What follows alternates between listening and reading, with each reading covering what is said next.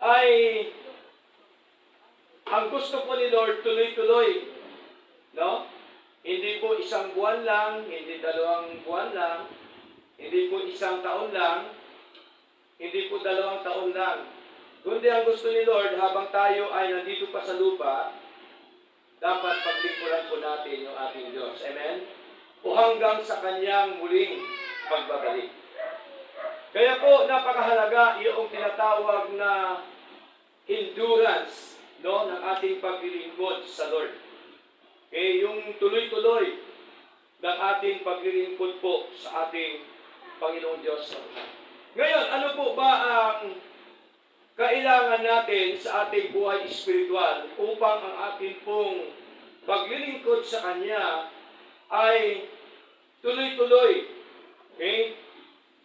So, kailangan ang ating buhay espiritual, of course, maging matatag dapat. Amen po?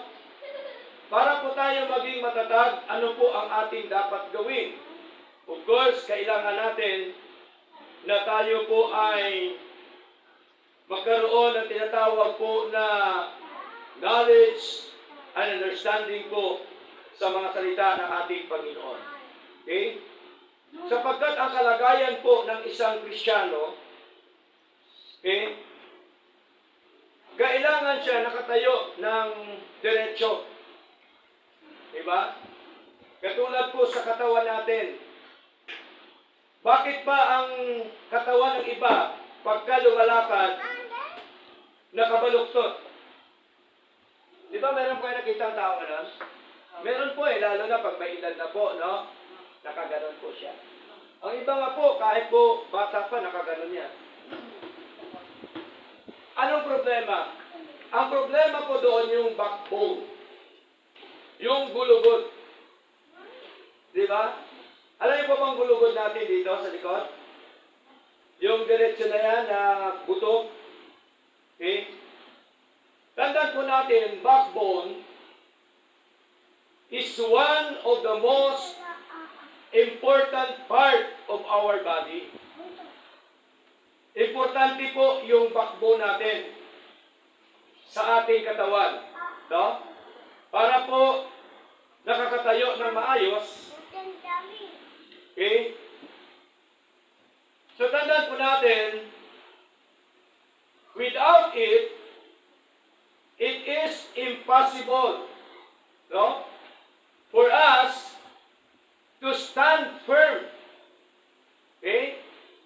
No? Imposible po na tayo nakatayo ng maayos pagka ang backbone natin ay nagkaroon po ng problema. Okay? And to do all our daily duties. Okay? Lahat naman tayo ay busy. No? So kung may problema yung backbone natin, mahirap. Ano po ibig sabihin ng backbone? Yung pundasyon. Ganon din sa ating pananampalataya sa Lord. Tama po?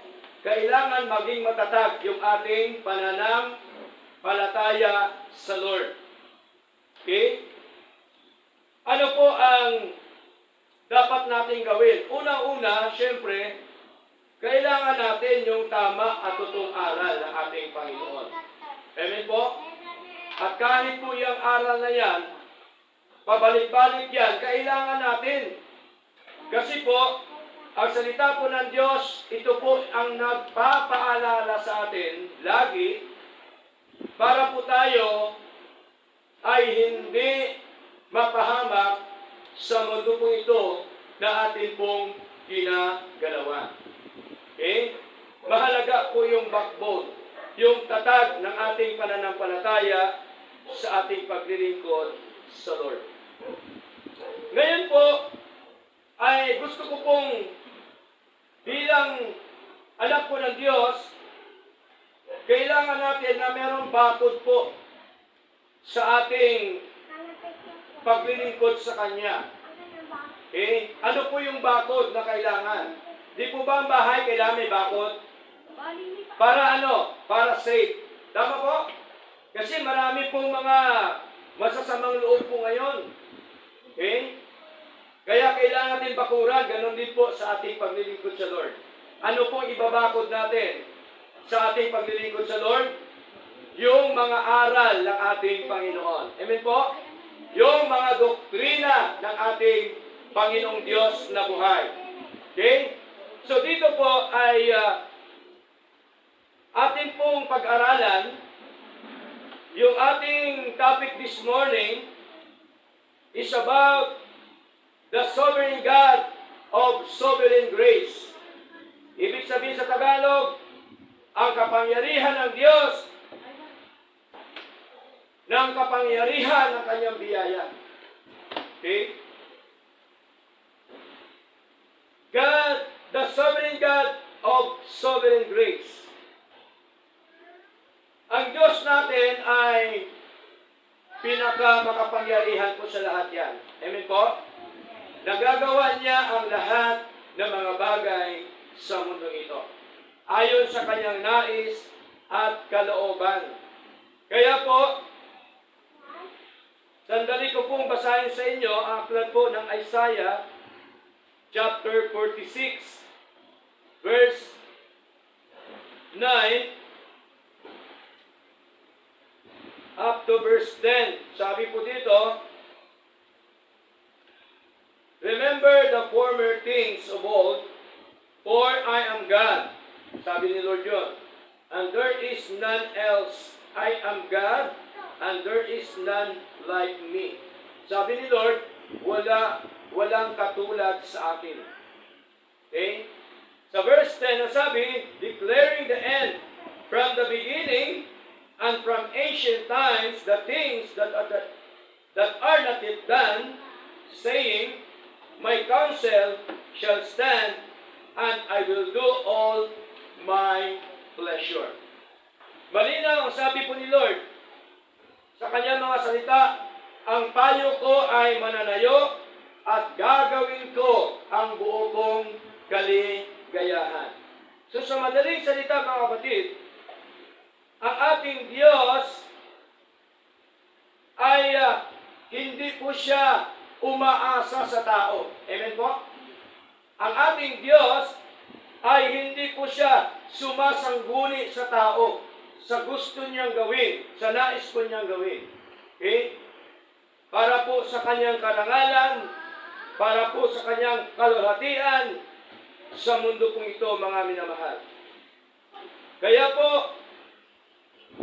sa buhay natin na ito, napakahalaga na makita ho natin na itong Diyos nating pinlingkuran, nagagawa niya ang lahat ng mga bagay na walang makakapigil sa Kanya. Hindi natin kayang i-resist ang kapangyarihan ng Diyos. Okay? Kaya tayo, na bagamat isang lingkod ng ating Panginoon, isang mananampalataya, kailangan lamang natin gawin yung ating mga responsibilidad sa Kanya. Meron ba tayong responsibilidad sa Diyos? Lahat tayo meron. Okay? Lahat po tayo merong responsibilidad. Kaya kailangan po natin gawin ang mga responsibilidad pong ito, mga kapatid. Kaya, sabi po dito sa sinasabi po ng ating Panginoon, malinaw po, na gagawin po ni Lord ang kanyang buong kaligayahan. God is the one supreme and independent being. No? Siya po ang makapangyarihan at siya lamang po ang gumagawa sa nais po niya, mga kapatid. Okay? He is the only one in all universe. No, siya lamang po sa buong mundo who has the right and power to do absolutely as He pleases. So, nagagawa niya sa pagitan ng kanyang kapangyarihan, mga kapatid, para po sa kanyang kaluguran. Hindi po sa kaluguran ng tao. Kaya maraming tao ngayon ay gusto siyang malugod. Nawawala na ang kaluguran ng Diyos. Gusto niya, siya po yung mapuri. Yun pong tinatawag na selfish. Diba? Gusto niya siya lang mapuri at hindi po yung Diyos. Kaya tingnan niyo po, pagka may nakagraduate, may na-accomplish na isang bagay, ano po na nauna? Congratulations kay ganito, kay ganyan. Okay? Tapos pinakailalim, glory to God. Dapat, una, glory to God. Ayun po, dapat si Lord muna yung mauna bago yung tao. Okay? Bakit? Kasi po, itong Diyos natin na ating pinagingkuran ay 100% na siya po ang source ng lahat ng mga bagay sa mundo ito. Maging po yung buhay po natin. Okay? So, ano pa po, mga kapatid? Basahin po natin ang aklat po ng Psalms. Meron pong binabanggit po dito si David sa kanyang paglilingkod sa Lord bilang hari po, no? Psalms chapter 115 verse 1 up to verse 3. Okay? So, basahin po natin ito sa Tagalog para mas lalo natin maintindihan. Psalms chapter 115 verse 1 up to verse 3. Sabi dito ni David, huwag sa amin o Panginoon, huwag sa amin, kundi sa iyong pangalan ay magbigay kang karangalan dahil sa iyong kagandahang loob at dahil sa iyong katotohanan. Kaya sabi ni David, hindi sa amin, hindi sa kanila, ibig sabihin yung kapurihan, kundi sa Diyos lamang. Verse 2, bakit sasabihin ng mga bansa, saan nandun ngayon ang kanilang Diyos? Diba, may mga tanong sa atin minsan, di maiwasan. Saan na ngayon ang Diyos nyo? Ito pong sagot, verse 3. Ngunit, ang aming Diyos ay nasa mga langit, kanyang ginagawa ang kanyang ibigin. Tingnan niyo po, ang Diyos natin sa langit, kanyang ginagawa ang kanyang ibigin. Yung gusto niya, yun po ang kanyang gagawin. Okay? Walang makapagpipigil sa Diyos. Tama po? Walang makakapagpigil sa Diyos. Kaya tingnan niyo po mga kapatid, sa iba't ibang lugar, may mga lindol, may mga bagyo, tama po? May mga baha. Ang Saudi dati, hindi naman binabaha yan, ngayon binabaha na. Disyerto po yan eh, di po ba? Pero bakit binabaha na? Kasi po, sabi ni Lord, nagagawa ko ang buo kong kaligayahan. Di po ba? Kaya tayo pasalamat sa Lord dito, sa Kabanatuan, walang lindol. Amen po? Dito sa atin, sa Kabanatuan, pasalamat tayo sa Lord, sapagkat hindi po ito binabaha ni kahit anong ulan. Okay? Kaya, napakapalad po natin bilang anak po ng Diyos. Hindi o swerte, sapagkat ang swerte po sa sugarola po yan, dapat sabihin natin mapalad tayo. Blessed. Tama? Kaya, malinaw po mga batid, na sa ating paglilingkod, talaga hong ang lahat ng mga bagay, kontrolado po ng ating Panginoon. He is in total control of all things, power and people, and is directing all things after His own will and the praise of His own glory. Tignan niyo po, no? Nakokontrol niya ang lahat ng bagay. Okay? Kita niyo po yung bituin. Nasa kalawakan, nakokontrol po niya yung lahat. Buwan, araw, mundo, nakokontrol po yan lahat ng ating Panginoon. Ganun po yung ating Diyos, mga kapatid. Gusto ko lamang pong ipakilala sa inyo na ang Diyos na ito na ating paglilingkuran ay pinaka makapangyarihan po sa lahat. At dapat lamang na sa Kanya po yung glory. Sa Kanya lamang po ang kapurihan, karangalan, sa Kanyang lahat na pagpapasalamat po natin sa ating Panginoon. Now, meron pong tatlong bagay na nais ko pong ibigay sa inyo mga kapatid regarding po dito sa tinatawag po na the sovereignty of God. Number one, the sovereignty of God in creation. No? Ang kapangyarihan ng Diyos sa paglikha. Okay? Nakita ho natin na sa ating dalawang mata na ang lumikha po ng mundo hindi po tao kundi yung ating Diyos na buhay. Maging ang buhay natin, ang Diyos din po ang siyang lumikha. Okay? Agree po ba tayo doon mga kapatid? Ang Diyos ang siyang lumikha sa atin lahat. Sabi ng pilosopo, hindi, nanay ko ang nagpanganak sa akin. Pagka i-trace back po natin, galing tayo sa lahi ni Adan at saka ni Eva. Tama po ba? Okay? Now, dito po sa Colossians chapter 1 verse 16. Sabi po dito,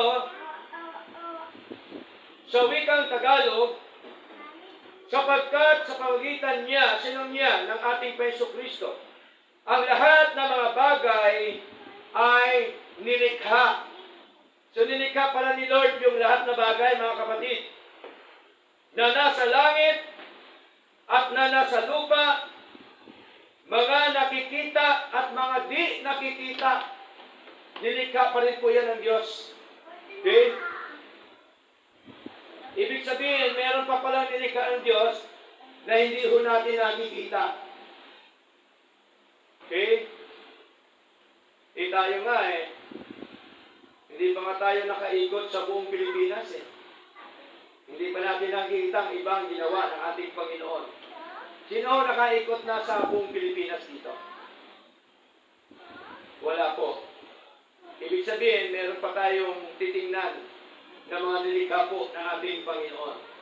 Di mo ba? So lalo na sa mga hindi nakikita na nilikha po ng ating Diyos. Okay? So ano pa po sabi dito mga kapatid?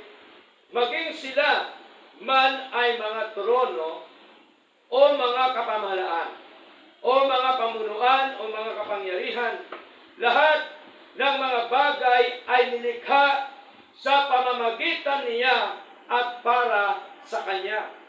Ang nilikha pala ni Lord yun, mga kapatid, para pala yun sa Kanya. Okay?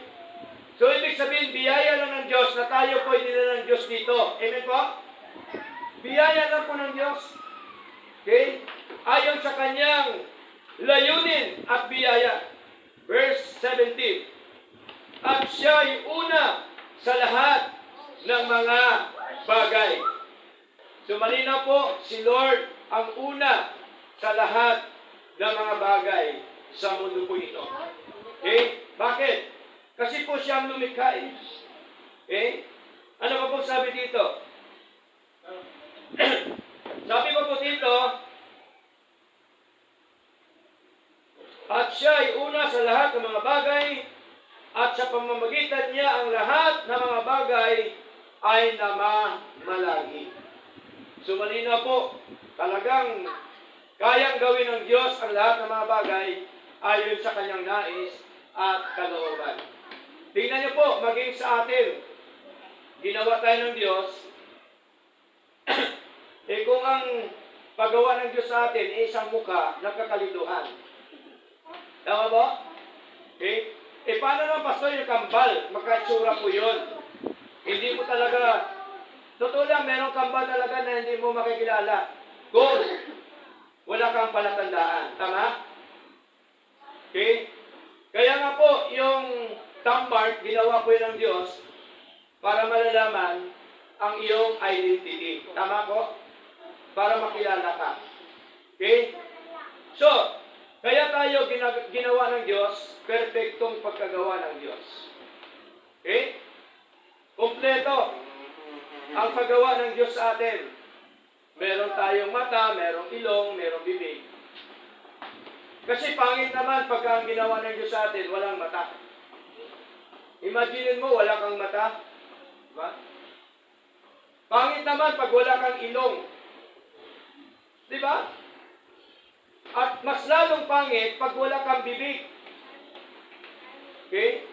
Kaya, mga kapatid, kahit po ang ilong natin ay hindi matangos, okay lang yan. Kasi yun po ang gusto ng Panginoon. Amen po? Di po ba? So, tingnan niyo po, marami ang nagpapalay po, pero napapahamak marami. Tama po? Kasi, yung ginawa ng Diyos, gusto pa nilang baguhin. Di po ba? Lalong-lalo na yung lalaki, gusto niya maging babae. Eh, ano nangyari? Napahamak. Di ba? Eh, kasi po, ang ginawa ng Diyos, babae lang at saka lalaki. Okay? So, malinaw po mga kapatid, na sa pamamagitan niya ng ating Diyos, mga minamahal, ay ang lahat ng mga bagay ay namamalagi sa Kanya. Ang lahat ng mga bagay, Kanya pong ginawa. Okay? God in His sovereignty might create or not create according to His pleasure. Pwede siyang gumawa o hindi gumawa ayon sa Kanyang kalooban o sa Kanyang nais. He might create this way or that way. He might create one world or 1 million world. Kaya niyang gawin. No? Isang mundo o 1 million man ang mundo, kaya po gawin ng ating Panginoon. Okay? Bakit? Sapagkat siya po ay makapangyarihan po sa lahat. Now, letter A, sovereignty and birth. Makapangyarihan siya sa kapanganakan. Okay? Tingnan niyo po mga kapatid. Ilang milyon na nag-aagaw-agawan sa ina. Tama po? Pero bakit? Yung lumabas na yan, siya. Tama po? Yung anak mo ngayon. Okay? Ang isang ina, nangangarap lang na magkaroon ng anak. Pero hindi niya alam na yun pala ang itsura ng kanyang anak. Tama po? Ganun po yun si Lord. Okay? Dahil sa kanyang kapangyarihan, ito po yung binigay sa atin. Okay? Kaya dapat huwag tayong magreklamo. Amen po? Kasi gusto ni Lord yan, ganyan eh. Wala tayong magawa. Yan ang nais ng Panginoon. Okay? So, ano pa po mga kapatid? Sabi po dito sa Acts chapter 17. Basahin po natin. Acts o gawa sa wikang Tagalog. Okay? Chapter 17, verse 24. Sabi po dito sa wikang Tagalog, Acts chapter 17, verse 24. Ang Diyos na gumawa sa sanlibutan at lahat ng mga bagay na naririto, na nakikitang siya ay Panginoon ng langit at lupa, na hindi nananahan sa mga templong ginawa ng mga kamay. Verse 25, ni hindi sinasamba ng mga kamay ng mga tao, na parabang siya ay nangangailangan ng anumang bagay. Nakikitang siya ang nagbibigay ng buhay sa lahat. Sino ang nagbibigay ng buhay? Si Lord. Siya po ang nagbibigay ng buhay sa lahat na kinapal sa mundong ito. Siya din po nagbigay ng buhay sa mga hayop, sa tao, mga hayop lahat na may buhay. Di ba? Siya po ang nagbigay. Kaya tingnan niyo po minsan, yung tinatanim natin na mga bungang kahoy, o ano man ating inalagaan na pananim, kahit anong pataba, kahit anong dilig, minsan meron pa rin talaga na hindi tumutubo. Amen po? Kasi tandaan po natin, tayo ang nagtatanim, tayo ang nagdidilig, ngunit ang Diyos ang siyang nagpapalago. Okay? Kaya dito po malinaw, nagsabi po dito, ituloy po natin, nakikitang siya ang nagbibigay ng buhay sa lahat at hininga. Tingnan niyo po, si Lord pala nagbigay sa atin ng buhay at hininga. Kaya pasalamat tayo ngayon sa Lord dahil tayo po ay nakahinga pa. Amen? Ano ba po sabi nito? At lahat ng mga bagay, siya po ang nagbigay. Ano ngayon ang dapat natin gawin? Yamang ang Diyos ang siyang nagbigay ng lahat ng mga bagay sa atin. Di po ba malinaw dapat paglingkuran natin ang nagbigay? Amen po? Dapat paglingkuran natin ang Diyos. Maraming tao ngayon, ang mahalaga sa kanila, yung nilikha, hindi yung lumikha. No, importante po yung lumikha sa buhay po natin, yung Diyos. Kaya po dito, ay siya po ay makapangyarihan sa kapanganakan, pisikal, maging kapanganakan espiritual. Sabi po dito sa Genesis chapter 18, mga kapatid. No? Genesis chapter 18, verse 10. Mga minamahal, tsaga-tsaga po tayo para po tayo matuto, malaman natin na ang Diyos pala na ating paglikuran ay pinakamakapangyarihan po sa lahat. Sabi sa verse 10, sa wikang Tagalog ng Genesis chapter 18, at sinabi niya, walang salang di ako babalik sa iyo sa ganitong panahon ng taong darating. At narito si Sarah na iyong asawa ay magkakaanak ng isang lalaki. At narinig ni Sarah sa pintuan ng tolda na nasa likod niya. Verse 11, si Abraham at si Sarah ay matanda na. Di ba? Akala kasi nila, hindi na sila magkaanak. Kasi si Abraham, 100 years na. Si Sarah, 90 years na. Kaya sabi yun, tuloy natin, at tinigilan na ni Sarah ang kaugalian ng mga babae. At nagtawa si Sarah sa kanyang sarili na sinasabi, pagkatapos na ako'y tumanda, ay nagtatamo ako ng kaligayahan at matanda na rin, pati ng Panginoon ko, ibig sabihin si Abraham.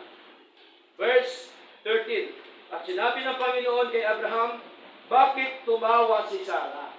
Di ba nakita din ng Panginoon kahit tinatago ni Sarah na tumatawa siya sa sinasabi ng Panginoon. Okay? Nakita pa rin po siya ng ating Panginoon. Tunay, kayang ako'y manganganak na matanda ako. Sabi nito, mga kapatid. Verse 14, may anumang bagay kayang napakahirap sa Panginoon? Tanong po ito, may mahirap ba sa ating Panginoon? May mahirap pa siyang gawin? Wala. Wala pong mahirap sa Diyos. Walang imposible sa ating Panginoon. Okay? Kaya, kung meron man sa atin 5 years, 10 years, 30 years na wala pang anak, kapatid, magtiwala lang po sa Diyos.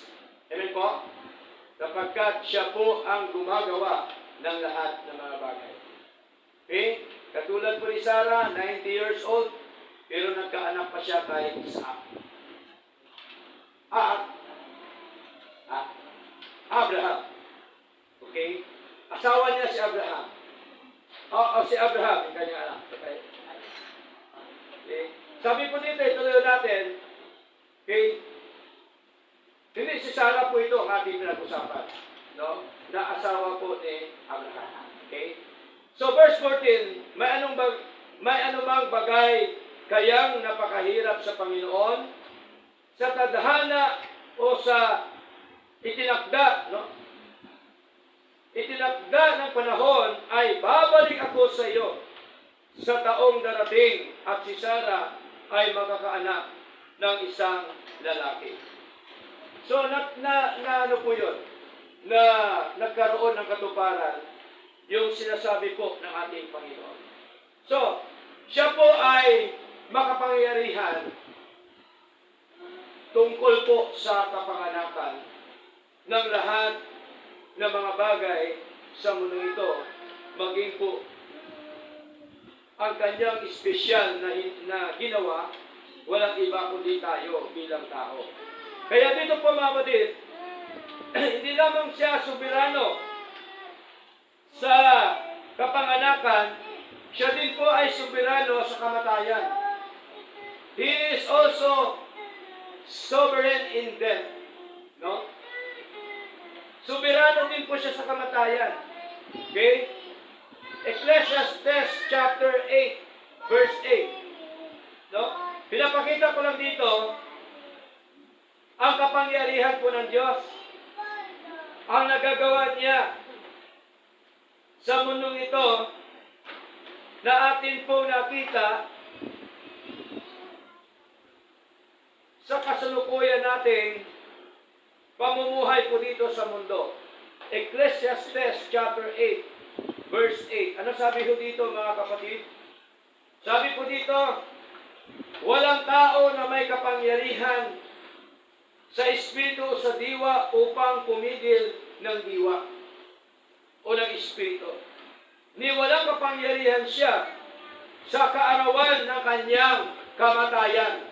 So, ibig sabihin pala, ang kamatayan ng tao, nakatakda na rin po yun sa Lord. Amen po? Alam po yan ni Lord. Nakatakda na po yan lahat. No? Even the manner of death.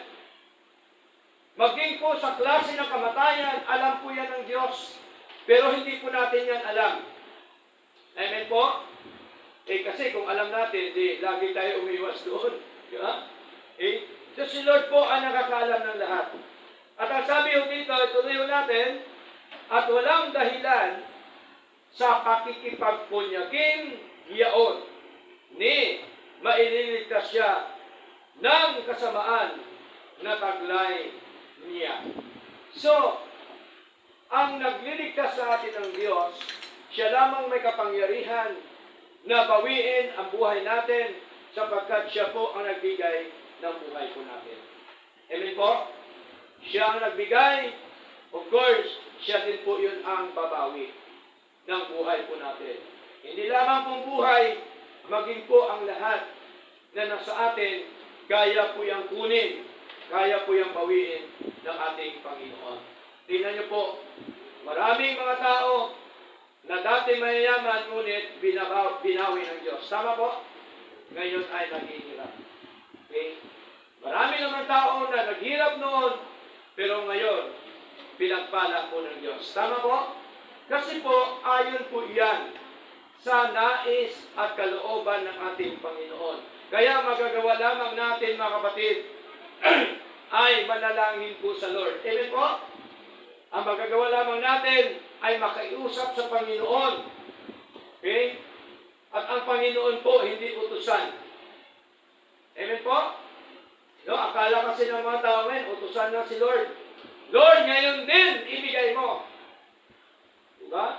Ganun ang mga tao ngayon eh. Okay? Lalong-lalo na sa pinapanalangin ang lupa. Diba? Inaangkin na kaagad. Hindi pa man sa kanya. Lord, I claim it. Diba? I claim it. Okay? So, hindi po utusan si Lord. Ang dapat natin sabihin, Lord, ito po ang aking panalangin sa inyo at ito po ay mangyayari po ito ayon po sa inyong kalooban. Di ba kaganda? Tama po? Lord, ayon po sa inyong kalooban, nawa magkaroon po ako nito. Yun po ang pananalangin na may pagpapakumbaba po sa Lord. Amen po? Tandaan po natin, si Lord tumitingin sa ating puso, hindi po sa ating uso. Tumitingin siya sa ating puso, mga kapatid. Tinitingnan niya kung malinis ang puso natin, ayos ang puso natin ba mapagpakumbaba sa Lord? Tinitingnan po yan ng ating Panginoon lahat, mga kapatid. No. Kaya malinaw po na wala ho tayong magagawa sa buhay po natin, ibig sabihin, kung wala ang Diyos sa buhay po natin. Kaya kailangan natin ang Diyos sa buhay po natin. Amen po? Kami. Kailangan ba natin ang Diyos sa buhay natin? No. Tayo ang nangailangan, mga kapatid, sa Diyos. Sapagkat kung walang Diyos sa buhay po natin, ay wala po tayong magagawa. So malinaw po, sovereignty and death. Luke chapter 12 verse 20 up to verse 21. Jaga-jaga po tayo, mga kapatid, sapagkat dito po tayo pinapalago, pinapatatag ng ating Panginoon. Okay? Sapagkat ang salita po ng Diyos ay higit pa po ito sa ginto't pilak. Luke chapter 12 verse 20 up to verse 21. Mga minamahal, sa wikang Tagalog, ang sabi ho dito, datapwat sinabi ng Diyos sa kanya, ikaw na mangmang, sa gabing ito ay hingin sa iyo ang iyong kaluluwa. Sa gayon ay magiging kanino ba yaong mga bagay na mga iyong naihanda. Kasi itong taong ito, mga kapatid, kaya sinabi ni Lord, kasi ang pinagandaan niya, mga material na bagay, wala na siyang panahon sa Diyos. Di po ba maraming anak ng Diyos ngayon, wala nang panahon sa Diyos? Tama po? Ang panahon na lang, puro trabaho, puro kita. Di po ba? Puro pagbibigay ng pleasure sa katawan, ngunit napabayaan na po yung kanyang paglilingkod sa ating Panginoon. Ito po yun, ang sitwasyon na ito sinasabi ni Lord. Verse 21, gayon nga, siya na nagtitipon o nag-iipon ng kayamanan para sa kanyang sarili at hindi mayaman tungo sa Diyos. Okay? Dapat maging mayaman tayo sa Diyos. Amen po? Kasi ang kayamanan natin, hindi naman natin matadala. Okay? At ito po ay malinaw na dapat ang kayamanan natin ay kayamanang makalangit. Di ba? Dapat mayaman tayo sa salita ng Diyos, sa paglilingkod sa Lord, sa pamumuhay sa ating Panginoon. At tandaan po natin, dapat ang buhay natin balansyado lang. Amen po? Balansi lang dapat. Hindi o sinasabi ng Biblia ng Panginoon na tutok ka na lang araw-araw sa pagbabasa. Kapatid, nasa physical pa tayo ng katawan. Amen? Kailangan pa tayong kumain. Amen? Kailangan mabuhay ang ating physical dito sa lupa. Kailangan natin gumawa. Pero dapat balanse ang buhay. Unahin si Lord. Amen po? Unahin dapat si Lord, mga kapatid. Kaya madalas po natin sinasabi, yaong sinasabi po ng ating Panginoon sa aklat po ng Matthew chapter 6 verse 33, nang sabi po ni Lord, seek ye first the kingdom of God and His righteousness, And all these things shall be added unto you. Tingnan niyo po mga minamahal, na sa buhay na ito, dapat unahin po natin si Lord. Unahin natin yung ating paglilingkod. Unahin natin ang mga kalooban ng ating Panginoon. Ano po yung kasunod? At ang lahat ng mga bagay ay idaragdag lamang sa atin ng ating Panginoong Diyos na buhay. Okay? Kaya malinaw po na dapat sa ating paglilingkod, pagyamanin natin ang ating buhay espiritual. Sekundary na lang po yan ang mga bagay na material. Amen po? Okay? Alam natin ang pangako po ng Diyos. Gawas na tayo po ay sumusunod sa Kanya, ano po pangako ni Lord? Pagpapala. Once na hindi tayo sumunod sa Kanya, anong pangako ni Lord? Curse. Pagpapalo. Okay? Si Lord po na mamalo, di ba ba? Pagka po, sobra-sobra na ang ginagawa ng kanyang anak, pinapalo po yan ni Lord. Pinipektusan po yan ni Lord. Okay? Kasi, ang Diyos, katulad po yan ng magulang natin, ayaw po ng Diyos na tayo ay mapahamak. Amen po? Ayaw ng Diyos na tayo po ay mapariwara sa mundo po ito. Ang gusto ni Lord, tayo po ay mabuhay ng mahaba. Amen po? Mabuhay ng mahaba sa paglilingkod sa Kanya. Kaya nga, may payo si Lord. No? Anong payo ni Lord? Dito po, Ephesians chapter 6 verse 1, mga anak, tumalima sa inyong mga magulang sa Panginoon. O diba? Payo po yan ng Panginoon. Kailangan natin tumalima kanino? Sa magulang. Pag sabi ng magulang, anak, huwag mong gawin yan kasi delikado, dapat makinig ang anak. Amen po? Pag sinabi ng magulang, anak, mukha yata hindi ka na dumadalo ngayon, dumalo ka sa gawain ng Diyos. Dapat makinig ang anak. Amen po?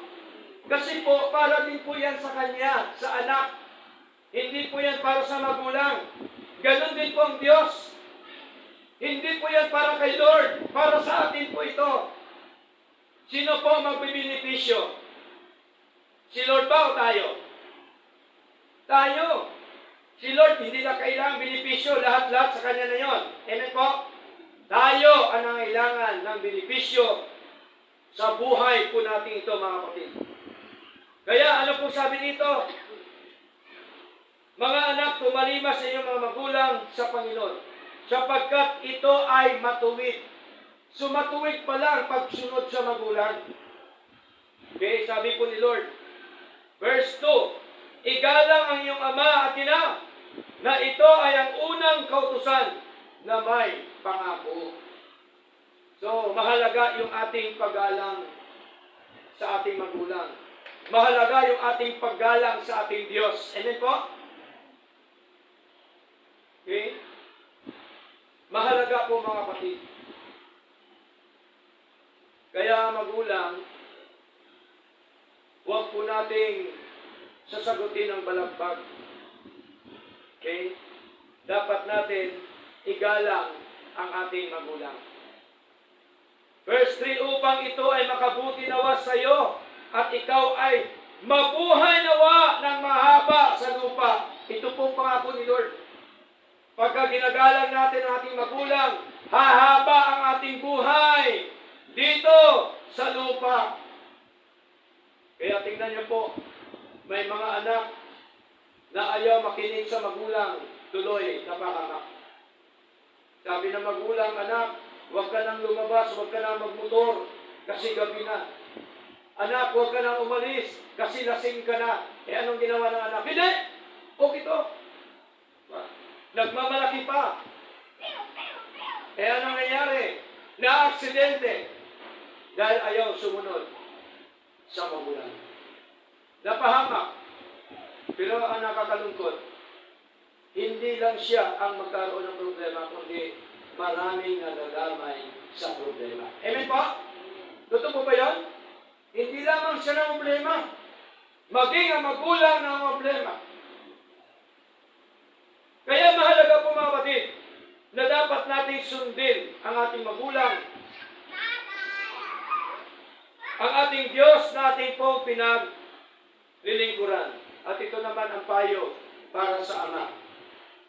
At kayong mga ama, huwag uudyukan ang inyong mga anak sa pagkapuot.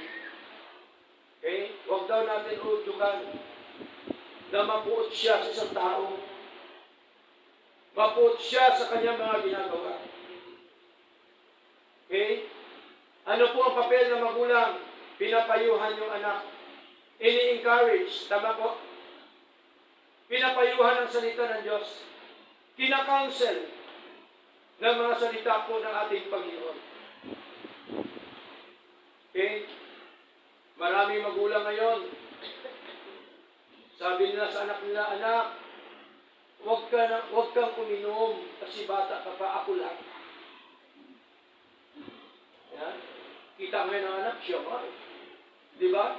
Kaya minsan, pagkakatwiranan ka ng anak mo, ikaw nga umiinom eh. Di ba? Di ako inom din. Napapigilan ba ng ama? Hindi. Kasi siya din umiinom. Kasi siya din gumagawa ng masama. Amen po? Kasi siya din ay napapahama. Gagayahin po talaga yan ng anak. Kaya nga, ang prinsipyo ng Biblia ang nagtuturo sa anak magulang. Amen po? Hindi po ang pastor. Ang pastor, nagkakounsel lang po yan, nangangaral, nagtuturo, sinasabi katotohanan, ngunit talaga ang magtuturo sa anak ay ang magulang. Kaya magulang dapat ay naglilingkod sa Diyos. Amen po? Para maturuan niya ang kanyang anak, na anak itong sinasabi ng Panginoon. Okay? So malinaw po mga kapatid. At kayong mga ama, huwag udyukan ang inyong mga anak sa pagkapuot, kundi palakihin sila sa pagsasanay at pagtatagubilin ng Panginoon. Ibig sabihin, dapat ang mga anak natin, palakihin natin sa salita ng Diyos. Amen po? Sa paglilingkod sa ating Panginoon. Kaya, araw-araw, tuwing Sunday dapat, dalhin natin ang ating mga anak. Tama po? Kasi para lumaki siya na may takot sa Diyos. Okay? Kasi ikaw rin yung mga problema pagka wala ang takot sa Diyos. Madadamay ka rin na magulang. Amen po? Kaya mahalaga po mga kapatid. Okay? Na tayo po ay magkaroon ng tinatawag na pagtalima o pagsunod sa nais po at kalooban ng ating Panginoong Diyos na buhay. Okay? Now, number 2, the sovereignty of God in administration. Siya din po ay makapangyarihan sa pamamahala. No? Sa pamamahala. Psalms chapter 103. Ano sabi po ni Lord, mga kapatid? Psalms 103 verse 19. Okay? Sabi po dito sa Psalms chapter 103 verse 19. Sabi po dito, itinatag ng Panginoon ang kanyang luklukan sa mga langit at ang kanyang kaharian ay nagpupuno sa lahat. Tandaan po natin si Lord, meron po siyang kaharian. Kingdom in heaven. Ito po yung charge na tawag po ito na Kingdom of God. Bakit? Sapagkat ito po ang charge ng Panginoon. Tandaan po natin, extension po ito ng Kingdom of Heaven. Okay? Extension po ito. At, kapatid, kung merong kingdom, ang tanong, meron din po bang king sa loob? Meron. May kingdom nga eh. Hindi mo pwede tawagin na kingdom kung walang king. Yung king dito sa church, sino po? Si Lord, hindi po si pastor. Amen? Hindi po tao yung king. Si Lord, mga kapatid. Ang king dito nagahari sa kanyang church. At ang church na ito, mga kapatid, tandaan po natin, hindi ko po ito church.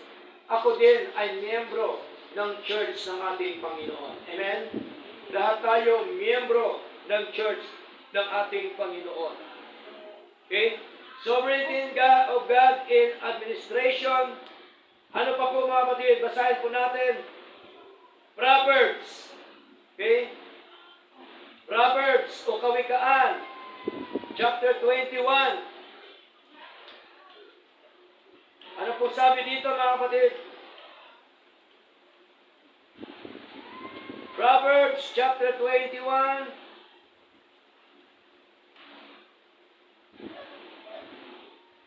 Verse 1. Sabi po dito, ang puso ng hari ay nasa kamay ng Panginoon, na parang mga batis, kumikiling saan man niya ibigin.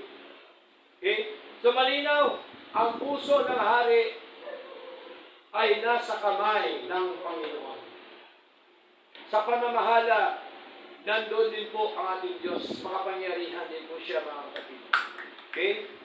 Kaya tingnan niyo po, tungkol po sa tinatawag na eleksyon sa pamamahala, sa gobyerno. Okay? Minsan, sinasabi nila, ito lang manalo. Pero hindi pala. Kasi po, si Lord pa rin ang siyang nagtatakda, naglalagay. Amen po? Kaya, sovereignty over kingdoms. So, malinaw po yun. Okay? Ano pa? Romans chapter 13, verse 1. Romans chapter 13, verse 1. Ano sabi po ng ating Panginoon, mga kapatid? Sabi po dito, hayaan ang bawat kaluluwa na magpasakop sa mas matataas na mga kapangyarihan, sapagkat walang kapangyarihan malibang galing sa Diyos. Ang mga kapangyarihang umiiral ay itinakda ng Diyos. Tingnan niyo po, mga kapatid. Malinaw po, si Lord po ang lahat. Maging po sa atin pagpunta po dito, si Lord ang kumikilos. Amen po? Wala akong kapangyarihan si pastor na para kakalad ka rin papunta po dito. Hindi ho natin ginagawa yon. Ang gusto po ni Lord, ikaw mismo bukas ang puso mo kusa na maglingkod sa ating Panginoon. Ang gawain naman ng pastor, magpaalaala, mag-share, di po ba? Magbigay ng counseling sa mga anak po ng Diyos. Yun po yung gawain ng pastor, to preach the gospel. Mga kapatid, yun pong gawain ng pastor. Kaya po, dapat ang pastor bigyan po ng double honor. Anong double honor? Hindi pera. No? Sa iba kasi simbahan, pera. Doblehin mong pagbigay. Hindi po. Ibig sabihin ng double honor, respect. Tama po? Respeto. Okay? So, yun lamang po ang nais po ng ating Panginoon, mga kapatid. Okay, ano pa po? Mga minamahal.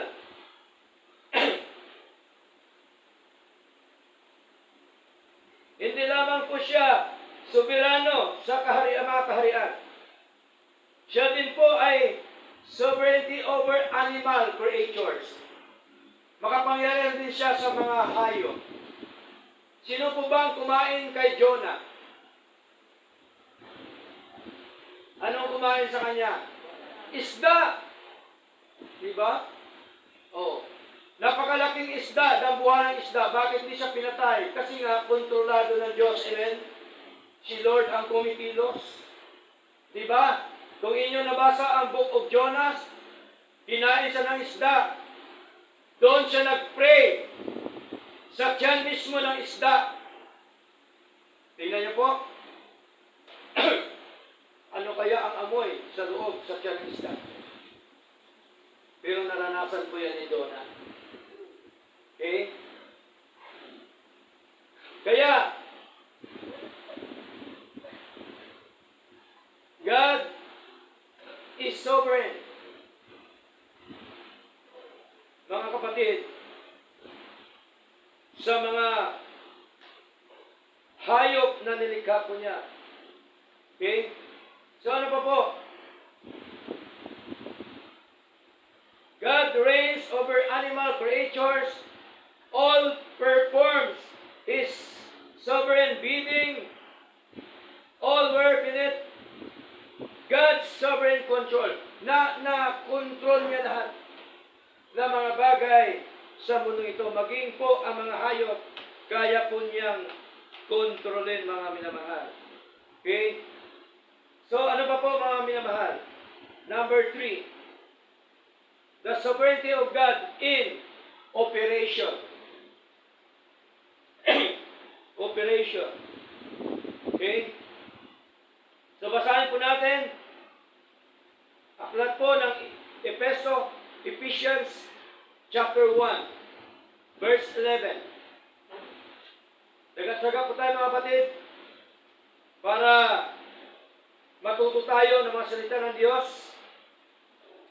Ephesians chapter 1, verse 11, na sa Kanya rin tayo ay nagkamit ng pamana, na itinalaga ng una alinsunod sa layunin niya na gumagawa ng lahat ng mga bagay ayon sa payo ng kanyang sariling kalooban. Tingnan niyo po, tayo pala ay nagkamit ng pamana. Anong mana ang nakamit natin?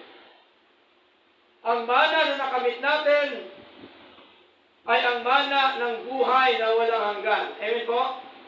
Na kung saan itinalaga ng ating Panginoon alinsunod sa layunin niya na gumagawa sa lahat ng mga bagay. Ngayon, ang tanong, bakit tayo iniligtas ng Diyos? Ang sagot po, 2 Timothy. Okay? Basahin po natin 2 Timothy chapter 1, verse 9. Sabi po dito, na siyang nagligtas sa atin at tumawag sa atin ng isang banal na pagkatawag, hindi ayon sa ating mga gawa. Kasi po ang mga gawa natin bagsak. Kaya ho, ang sabi ni Lord, hindi dahil sa ating mga gawa, kundi saan? Ayon sa kanyang sariling layunin at biyaya.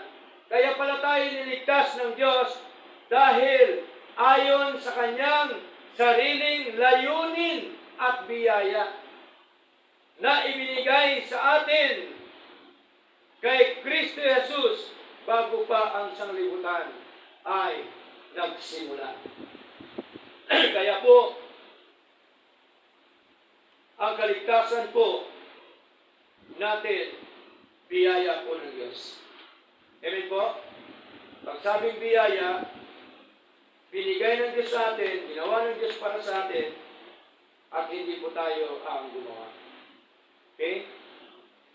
So, malinaw po, mga kapatid. Ayon sa layunin po at biyaya ng ating Panginoon. Sa ating eternal salvation, ang gumawa lamang po ang ating Diyos. Siya po ang nagbigay sa atin ng kaligtasan at buhay na walang hanggan. John chapter 10, verse 28. Anong sabi po dito sa wikang Tagalog? John chapter 10, verse 28. Okay? Sabi po dito, Sinong ako? Si Lord. At ako ay nagbibigay sa kanila. Sinong kanila? Sa kanyang mga tupa. Tayo po yun. Mga tupa, ibig sabihin mga mananampalataya, mga hinirang ng Diyos before the foundation of the world, mga tinubos ng ating Preso Kristo. Sabi dito, at ako ay nagbibigay sa kanila. Ano ang binigay? Nang walang hanggang buhay. At sila hindi kailanman mapapahamak, ni maagaw sila ng sinumang tao mula sa aking kamay. Kaya ang kaligtasang eternal, hindi po yan nawawala. Amen? Meron tayong eternal security. Meron tayong tinatawag na preservation of the saints. Nakapreserve na po yung kaligtasan natin, mga kapatid. Ang kaligtasang eternal, wala pong kinalaman ang ginagawa ng tao. Amen? Wala po yung kinalaman. Yung buhay natin dito ngayon sa lupa, wala kinalaman yon sa eternal salvation. May kinalaman ito kung bakit tayo naglilingkod para sa ating temporal salvation. Amen po? Anong temporal salvation? Maligtas tayo. Saan? Sa kapahamakan dito po sa mundo. Anong kapahamakan? Mga maling pamumuhay. Tama po? Ano pa po? Mga maling ginagawa. Di po ba? Kailangan tayong maligtas doon. Kaya tayo patuloy na naglilingkod po sa ating Panginoon. Kasi tingnan niyo po, ang isang Kristiyano, once na siya po yumiwalay sa paglilingkod sa Lord, sigurado po, mga kapatid, siya po ay manlalamig. Hanggang siya po ay ayaw na maglingkod sa Diyos. Hanggang siya po ay mapariwara na sa mundo. Hanggang siya po ay wala ng fellowship sa Lord. Patay na ang kanyang fellowship sa ating Panginoon. Yun po tinatawag na death to fellowship. Wala na. Pero salamat sa Diyos dahil ang nagbibigay sa atin ng revival sa ating paglilingkod nito, walang iba kundi ang ating Panginoon. Binabalik at binabalik po tayo ni Lord. Amen po? Ang ginagawa ni Lord sa kanyang mga tupa, anong ginagawa niya sa kanyang tupa? Di ba, nagbabantay ng tupa, mayroong tungkod. Anong ginagawa niya sa tungkod? Pinakawit niya sa kanyang tupa. Sabihin niya sa kanyang tupa, o dito ka, huwag ka dyan, papahama ka dyan. Ganon din po si Lord. Okay? Minsan may mga bagay na pinaparanas sa atin si Lord, pero tandaan po natin, merong dakilang layunin ang Diyos. Amen po? Merong dakilang layunin ang Diyos. Kaya dapat po tayo ay magpatuloy po sa ating Panginoon. Ngayon po, sa ating conclusion mga kapatid, God is sovereign.